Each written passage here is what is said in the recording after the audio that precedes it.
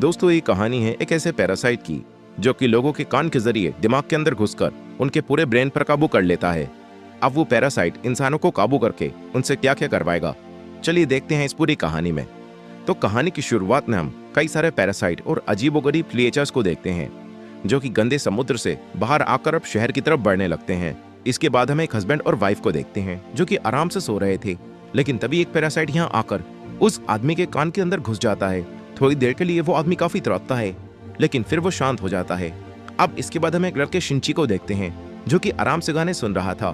तभी यहाँ एक और पैरासाइट आकर उसके कान में घुसने की कोशिश करता है, लेकिन शिंची ने ईयरफोन लगा रखे थे, इसीलिए अब वो पैरासाइट नाक के जरिए अंदर जाने लगता है। तभी शिंची उसे देखकर उसे दूर फेंक देता है। शिंची डरते हुए एक बुक के जरिए उसे मारने की कोशिश करता है, लेकिन वो पैरासाइट उसके हाथ पर काटकर उसके हाथ के अंदर घुस जाता है। तभी शिंची घबराकर एक केबल से अपने हाथ को बांधकर उसे बीच में ही रोक देता है। तभी शिंची की आवाज सुनकर उसकी मॉम यहाँ आ जाती हैं। शिंची उनसे कहता है कि उसके हाथ में कोई कीड़ा घुस गया है, लेकिन उसकी मॉम कहती है कि ये लड़का मजाक कर रहा है।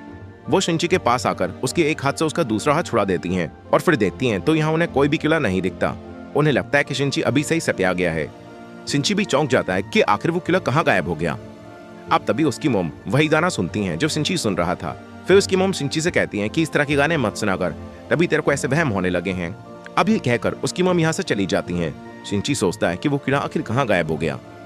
अब अगली सुबह शिंची जब ब्रेकफास्ट कर रहा होता है तो उसे अपने राइट हैंड यानी कि जिस हाथ में वो पैरासाइट घुसा था उस हाथ में अजीब सा महसूस होने लगता है।